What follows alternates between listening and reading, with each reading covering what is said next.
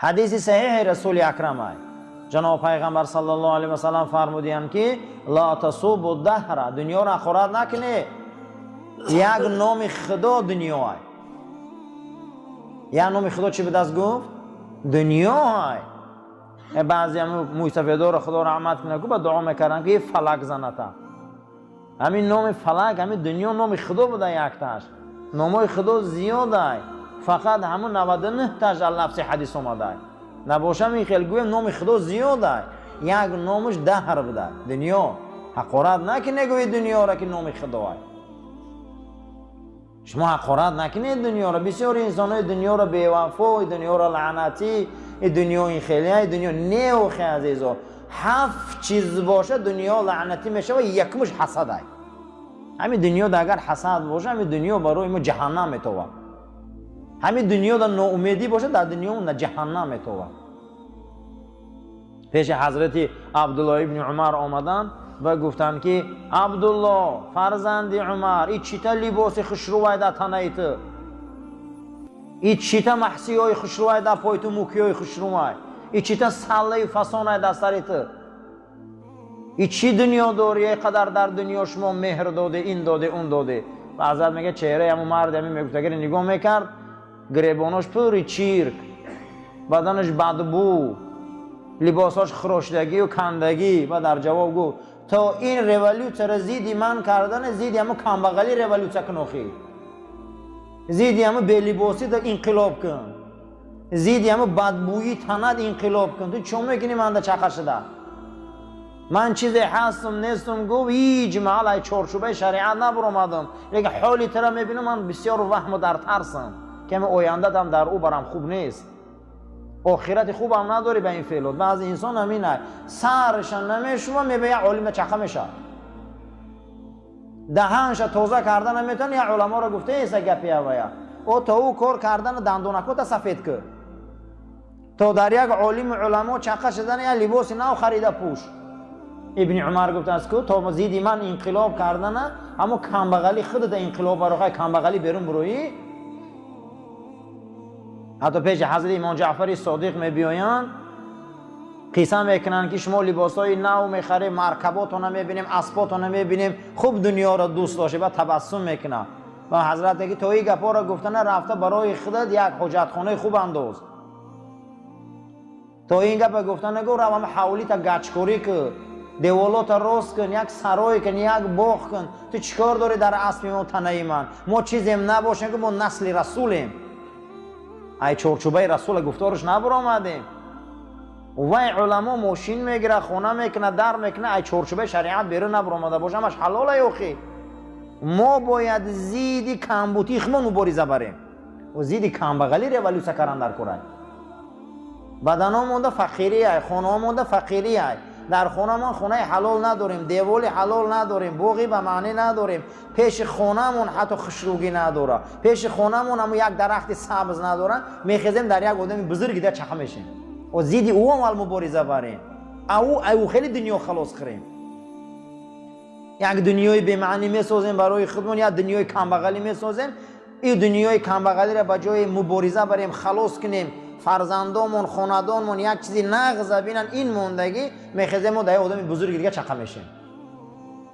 این نمیخیل دنیاداری ما در کار نیست که خودمون غوطه زدیم در درون یک دنیای به معنی، یک دنیای به معنی آدم دیگه چخه میشیم. چگونه که حضرت حافظ در دنیای نظمش میبیاره، در همین علم عروض میگن رنگ حافظ یگان انسان در علم عروض به یک وزن شعر نوشتگی نبوده است.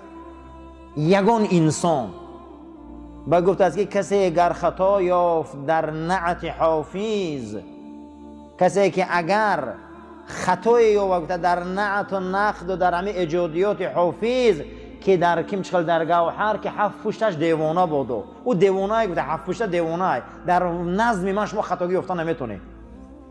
انسان ها میخیزن خطاگی یک بزرگ چخه میشوند، انسان ها میخیزن کاری یک بزرگ چخه میشوند. بین که گفته اگر کسی یافت در نظم من یک خطا در همین سیاره گفته اولادش دیوانه و نفهمیده یولی منه. امروز میخیزیم ما مثل در رسول چخه میشیم. اکثریت انسان ها یک دنیای به معنی دارن. جناب پیغمبر را طعنه میزنن که 9 تا زن گرفته، فقط زنگیری اومده. طعنه ها میزنه ولی فقط زنگیری اومده. میگم اسلام دین زنگیری است. نه آخی پیغمبر ما زنای گرفتگان که زناشون ای خودشون 15 و 18 تا 22 سال کلام بود. کدام آدم زنی ای خودش 22 سال کلام میگیره؟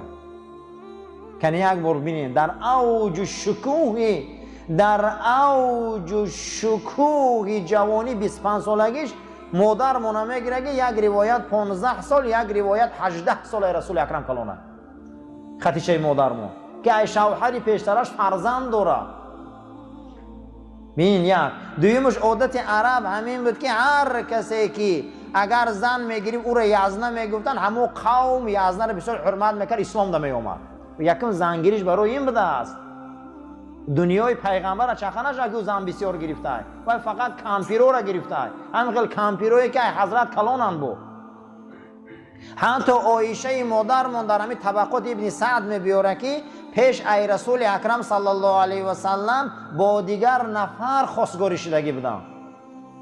پیش ای جناب پیغمبر حضرت مادرمون با یک از دیگر خواستگاری شدگی بودن که در همونجا با او خواستگاری شدن، اونها از عایشه دست کشیدن و پیغمبر اکرم اسخال روی کرد. خیلی گمون نکنیم که پیغمبر خدا یک بار عایشه در دختریش اسخالی روی کردن. وای از اوگش به حضرت چکار کرد؟ روی کردن.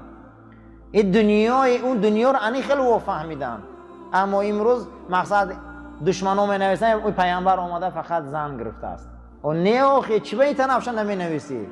چه این کامپیرگیریاش نمی نویسی؟ چه این نازکیاش نمی نویسی؟ چه پیش از پیغمبر عایشه در فوتیه دیگه آدم دایر نمیگی؟ یک روز فرا میرسه در میان مسلمان ها که مسلمان ها این اسلامی که سرتاپا نعمت بزرگی های، این اسلام هم مانندی دو بلوجر نشان میتیم. یعنی دو بلوجر یعنی یک لباس جنگی بدست که همون پوستین می پوشیدی، درونش مثل خارهای مرغیلان داشته، بیرونش مثل خیرسی وحشی میتافتی. ای بیرون نگاهت میکردین میگفتین یگان خیرسی وحشی اومده است، هم پوستین قطعی. ای درون در داخل همون پوستین مثل خارهای مرغیلان از آهن بوده است که بدن تغم میداده. گو یک روز میشه که مسلمان ها اسلام هم خیلی نشان میتین. ای بیرون میبینن شان رنگ غولبار، این هم دهشت زده میترسن اسلام.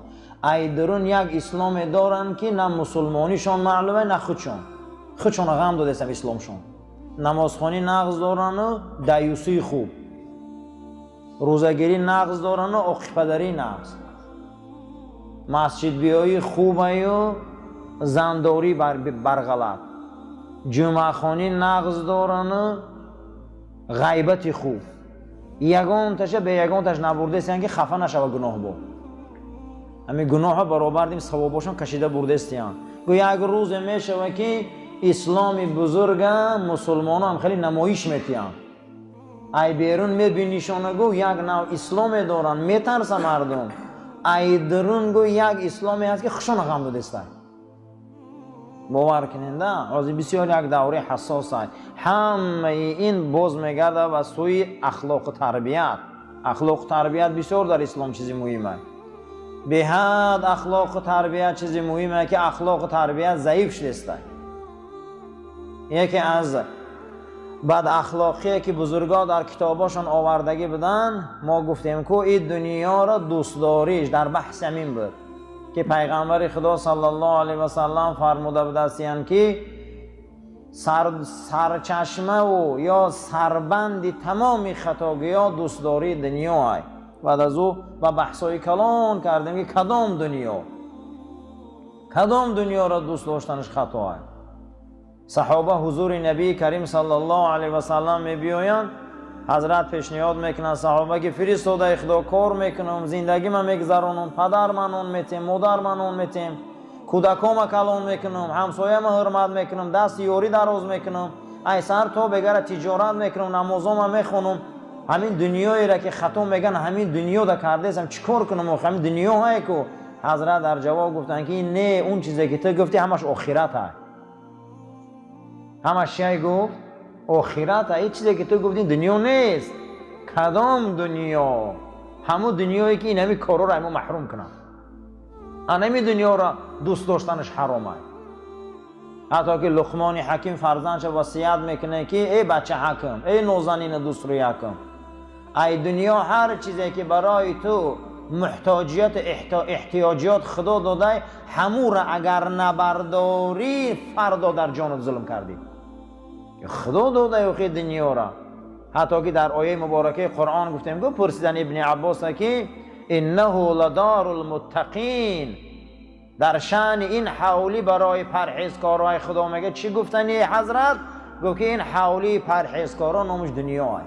دنیا را حولی چی گفته بدین؟ قرآن پرهیزکارا. پرهیز در کجا میکنه؟ تقوا را در کجا صاحب میشین؟ این نماز جمعه را در کجا خوندستین؟ نماز شما در کجا خوندستین؟ در همین حولی دنیا های. گفت برای اهل تقوای دنیا یک حولی های. خیلی گمان نکنیم که دنیا لعنتی شده، دنیا جای به معنی است. نه، این دنیا را حضرت ابن عباس یه گونه تفسیر کرده بوده است. این خیلی دنیا را دوست داشتن در کاره که در اینجا تقوا یاد میگیری.